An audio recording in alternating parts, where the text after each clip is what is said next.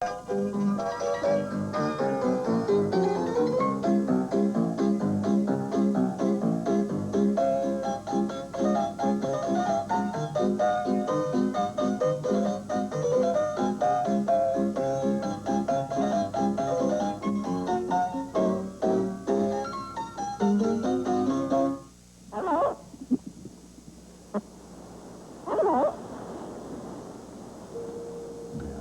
I may call you any night, any day. In your heart, you'll hear it call you. Come away, come away. Belly, I will whisper of the wind, of the sea. Here am I, your special island. Come to me, come to me. Belly high, belly high, belly high.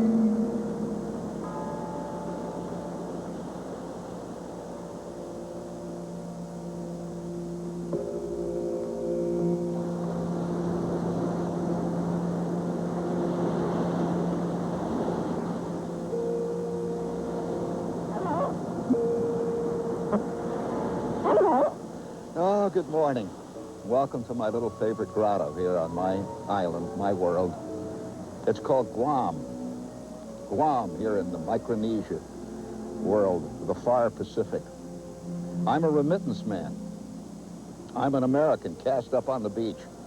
Every month I got a check from home, from Daddy. And Daddy sends it occasionally. And it's very mean when Daddy doesn't. But life is life here. The sun comes up and the sun goes down. And the surf rolls in. Every morning I come down here and, excuse me, I'd like you to meet my friend. Hi, I'm Stella. This is Estella. She's my friend. May I have my breakfast? Thank you. Estella makes life a lot easier here as I come every morning down to the grotto to drink my breakfast. Native rum, a little touch of laudanum. Keeps life going. And we look out over the sea, get ready for our strenuous day of a remittance man. If you have never heard the term remittance man, it is a man who has been banished from his family due to an unspeakable gaffe that he committed in his youth. And I might add, my gaffe was unspeakable, and so it's forever here in Guam. But there are compensations, friends. They're here. Every morning I come down into my grotto and look out over my front porch. It's called the Pacific. It's the closest I'll ever get to my home. Those magnificent reefs made of the millions of tiny bodies that go to make up the ancient coral reefs of Micronesia. Each one, by the way, a remittance man in his own right. They're all scavengers. They live off the fat of somebody else's land. And here I am. What kind of life does a remittance man live? You've probably read Joseph Conrad. And God, who could forget Somerset Maugham? And Sadie Thompson. Excuse me, I didn't mean anything there by that, but Estella does make life easier here. Don't you, Estella? May I have a little drinky poo again, dear? Thank you. Thank you, thank you. My breakfast is going well this morning. I'd like a little of the life of a remittance man, if you'd care to know what it's like here on the beach. Of course, like everybody else, we need the wherewithal. And that's what we live for. Every remittance man waits every day for the check to arrive from home. And the high point of my day is always with a song in my heart, with a gleam of hope in my eye.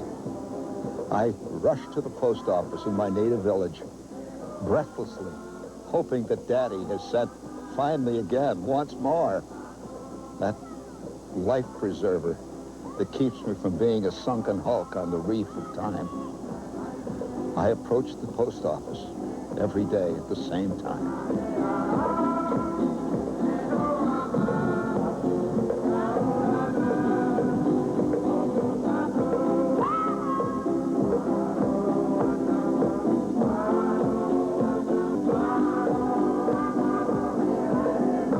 Hey, got any mail for me today?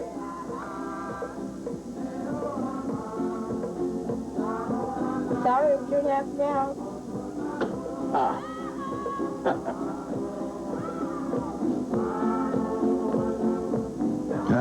Alas, alack-a-day.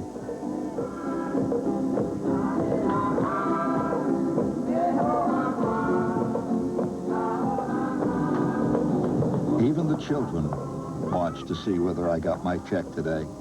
They know, and they cheer when I struck out again. The outcast of the islands. And there's Fred, a friendly local water buffalo. He lives a better life than I do. At least he belongs there. Oh, you want to know my name? Well, call me Ishmael, if you care. Suffice it to say that the name of my family is one of the most respected. You would know it. One of the most respected in the United States. But I can't use it on a program of this sort. There's a born-again bird living there. And there's all kinds of love on this island. This was an exciting moment immediately after that sign appeared. Even in paradise. Yes, this is paradise in a way.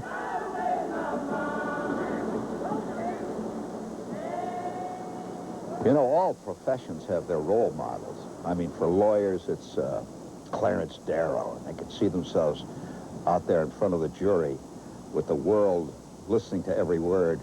Baseball players have Mickey Mantle, but we remittance men, we have our own secret heroes. For me, it's Lord Jim. Oh, Lord Jim.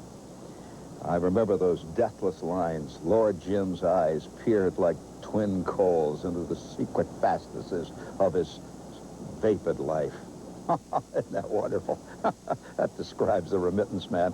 My particular hero, though, not role model, but hero, was Charles Lawton. I remember as a kid seeing a movie in which Charles Lawton played an Englishman on the beach. I mean, he was this big, fat slob, and he was wearing flowers in his hair, and he was, well, I hate to say it, but he was drinking his breakfast out of a coconut. Ever since that time, I've thought maybe there is something to this remittance man thing, but now I've learned since that it's much deeper than that.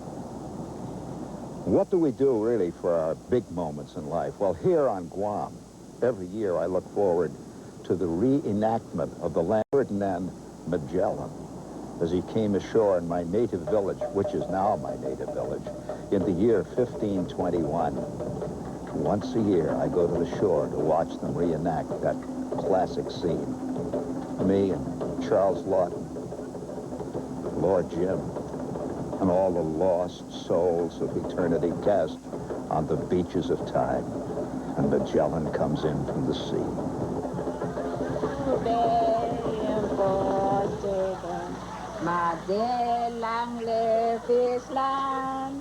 This is the high point of the year here. People look forward 364 days of the year to this one magic moment. Sailing where they found there is performance country land. 4 days and nights and days in 21. All right. Yeah. I'm very happy. I'm proud because this is the land where Magellan landed. A small piece of land. And the outcast of the islands is now roistering in the middle of the native ceremonies and celebrations. Joy is rampant. He sails away the boy ship in 1521. Sailing And all around the sparkling sea, the same sea that Magellan sailed. 4 days and nights and days in 21. Oh, the beautiful mountains that provide the spine of my lovely island. Sometimes I go down and look at those jungles. The trade winds blow, and high up on the steep ridges of these hills, the pack trains move from one end of the island to the other, as they have for thousands of years before.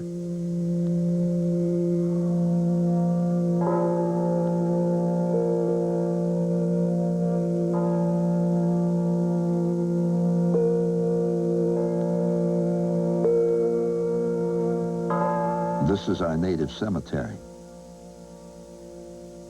Families are very important on Guam. They stay together even in death.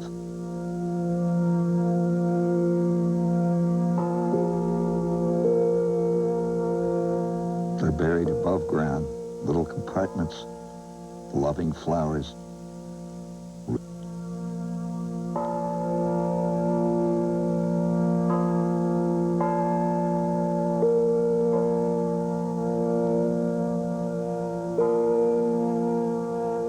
Good night, Mama and Daddy.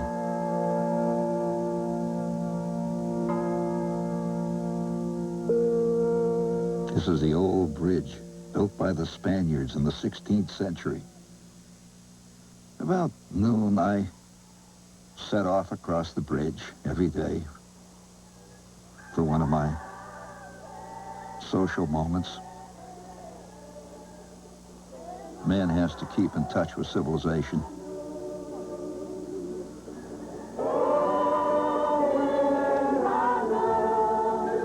Drop in for a Coke at the last stop.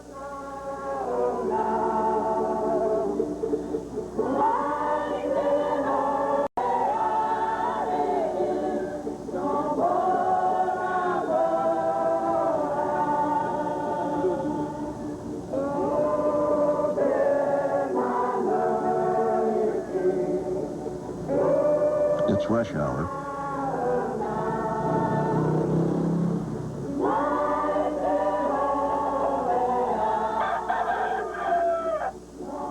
Ah, my friend Dennis. Yes, with his local champion. Hi, Dennis. He's raising a dark horse for next year. That'll be next year's champ. This is the Calumet Farms of Guam. Right back at the last stop.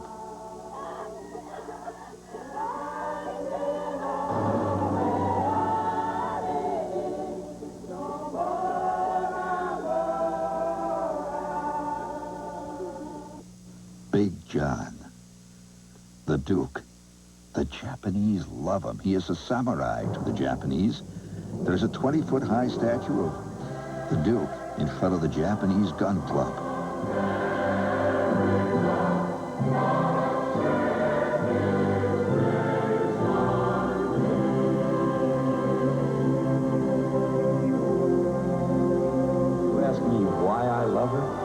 I've a million reasons why. My beautiful America, beneath God's wide, wide sky.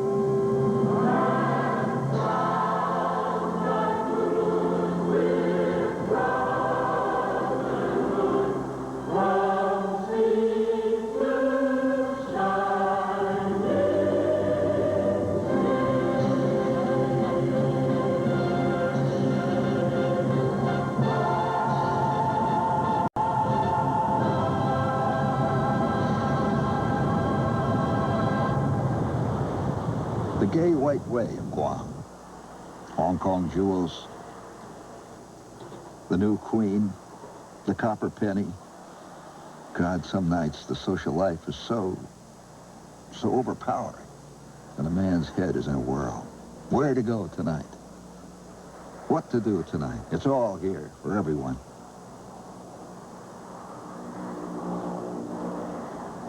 There's the massage parlor.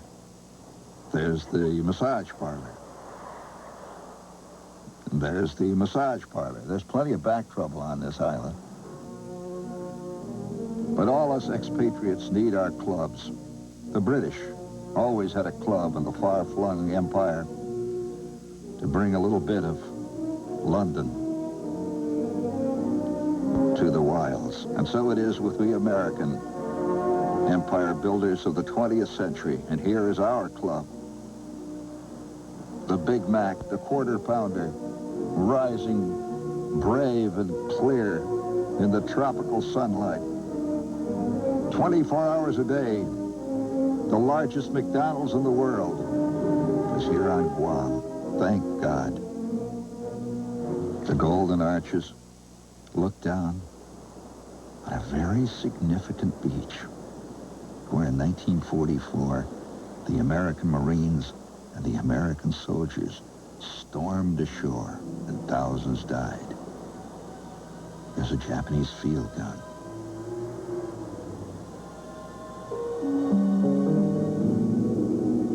Japanese anti-aircraft rifle.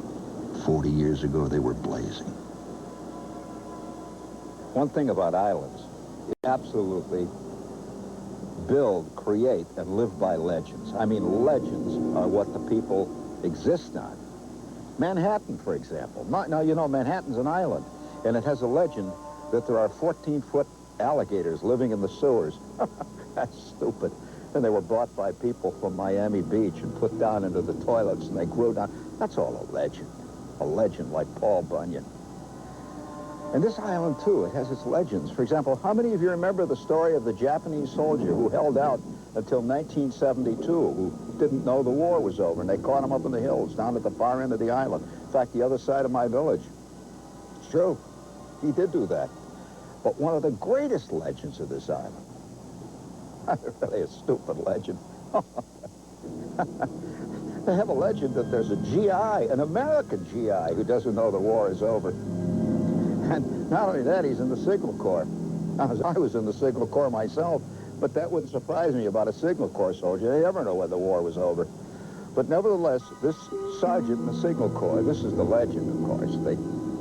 Down at the Hubba Hubba Bar, which is right on Marine Drive here, almost every night you hear them tell this story, that in the hills there's an American GI, Sergeant Cletus Webb of Harlan County, Kentucky. And he doesn't know the war is over. And he's wearing captured Japanese uniforms. And he's living out there in the woods. And he's occasionally found by the legend.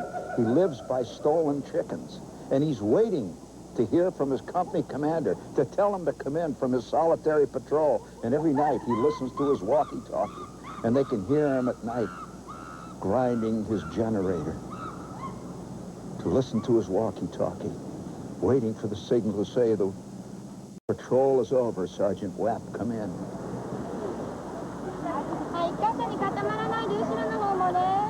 And some say that he believes the war is over, but the Japanese won. He sees tourists coming ashore, but he believes that one day he'll get the call and that the American GIs will storm ashore and retake the island.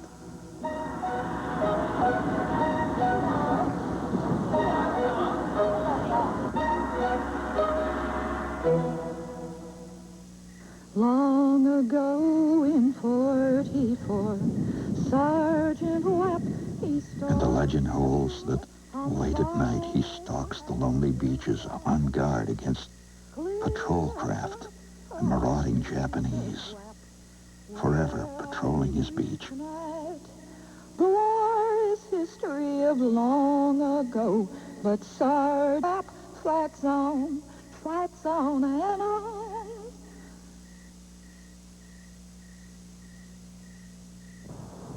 Every Wednesday at 2 in the afternoon, I come to a far point that is the closest to my homeland of all the island. Oh, and stare out to sea towards my lovely, lovely Windy City, which I will never see again. Oh, my Chicago. Oh, my White Sox. Oh, my Tribune Tower. My Wrigley Building. Oh.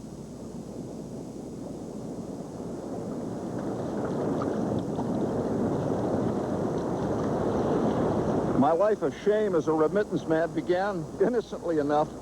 I attended a wonderful performance of Peaches Browning's all-girl Polynesian Boom Boom Review. It so happened that it was that I was to be announced officially as the affianced future husband of Chicago's most illustrious and most famous debutante. Nancy was her name, a member of Chicago's most famous meatpacking family.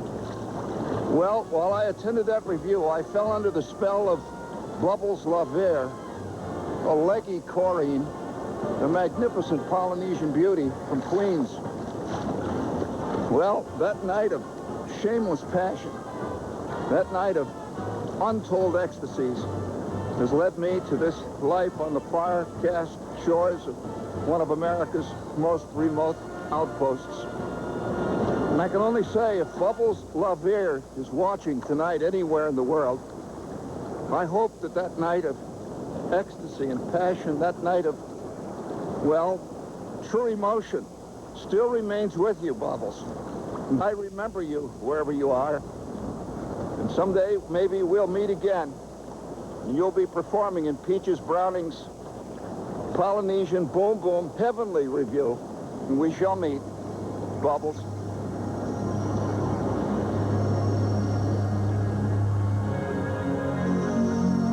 Yes, my weakness, my Achilles heel, is the winsome eye. Oh, the rosebud mouth. The lovely rounded cheek of those of the feminine gender. I can't stay away from them.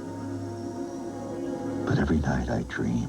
I have this terrible dream where I see myself going into some mysterious building, and suddenly I'm in an airline terminal. And there's a man waving a ticket at me. And I approach him, my arms in supplication. He waves, he smiles. Oh, this dream is terrible. It's a nightmare. He shakes my hand. I see it every night. It's been 30 years he's been doing this. One way, Chicago. Chicago.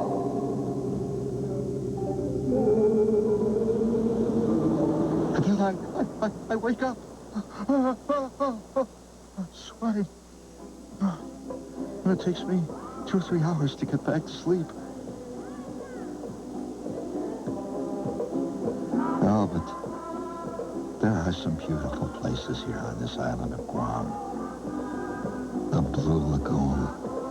The water so crystal clear that you can read a beer can, the label, the ingredients at 40 feet, down on the bottom. And you know, we have our own little Statue of Liberty. Yes, and thousands of Japanese come to have their pictures taken by it. And I have come to believe that the T-shirt is literally the symbol of our century. Yes, first there was the Stone Age, then the Bronze Age, and then the Iron Age. Today, we are living in the T-shirt age.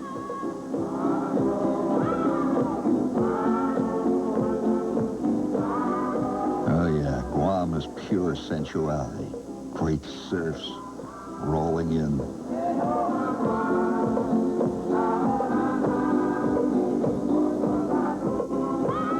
Warm sun. Breezes blow night and day.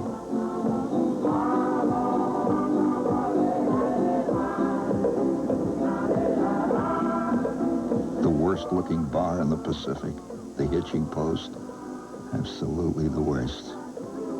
I should show you this. This is a hen house. He's covered every inch of his yard. Beer cans, shells, any conceivable piece of junk. It turns out to be a crazy, strange, wonderful Walt Disney world of colorful madness.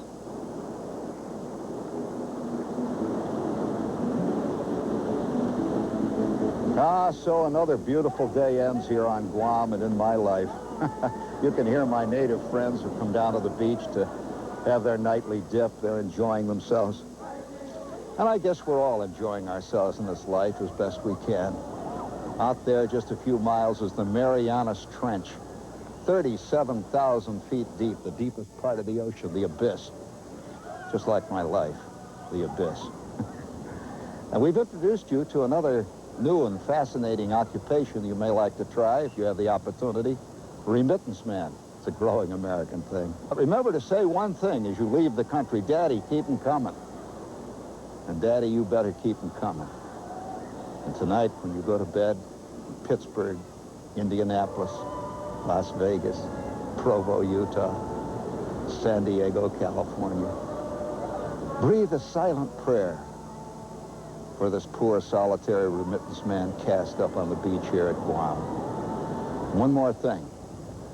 Just keep in mind that out here in the far Pacific, a whole day removed from life, thousands of miles from your home, there is a tiny island, a tiny bit of soil that is forever America. And if you will, forever Chicago. Hail and farewell. Good night. May the trade winds blow forever in your life. Ah, my island, my Pacific.